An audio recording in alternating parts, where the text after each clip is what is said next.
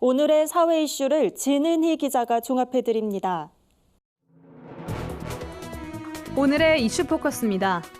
러시아 군용기가 한국 방공식별구역 카디즈에 무단 진입해 한국군이 사상 처음 경고 사격한 것과 관련해 한반도 끝자락에 있는 이어도가 새로운 안보 현안으로 떠올랐습니다. 카디즈는 국가안보 목적상 외국 군용항공기의 식별을 위해 한반도 주변 상공에 설정한 임의구역으로 이어도 상공은 한중일 3국의 방공식별구역이 중첩된 곳입니다. 군 관계자는 국가 간 충돌 가능성이 크기 때문에 군의 대응 강도가 높아질 것이라고 밝혔습니다.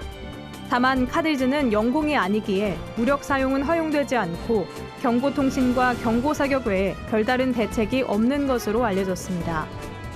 사고 음주운전자 처벌을 강화한 제1윤창호법의 적용 잣대가 모호하다는 지적에 경찰이 통일된 기준을 만듭니다.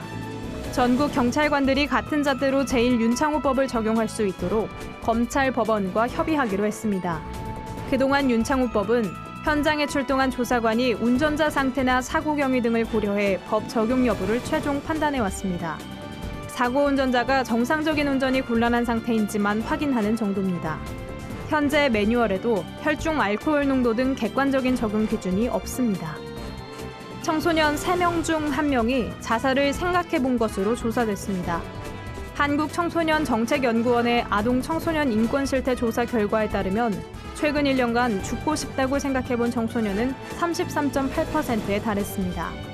시험 부담, 성적 등 학업 문제가 37.2%로 가장 높았고 미래에 대한 불안 21.9%, 가족 간 갈등 17.9% 등이 뒤를 이었습니다. 이런 응답은 청소년들이 공부에 쏟는 시간은 많지만 여가 시간은 부족했기 때문인 것으로 풀이됩니다. 실제로 응답자의 45.6%는 하루 공부 시간이 3시간 이상인 반면 여가 시간은 하루 2시간 미만이라고 답했습니다. 구티비 뉴스 진은입니다.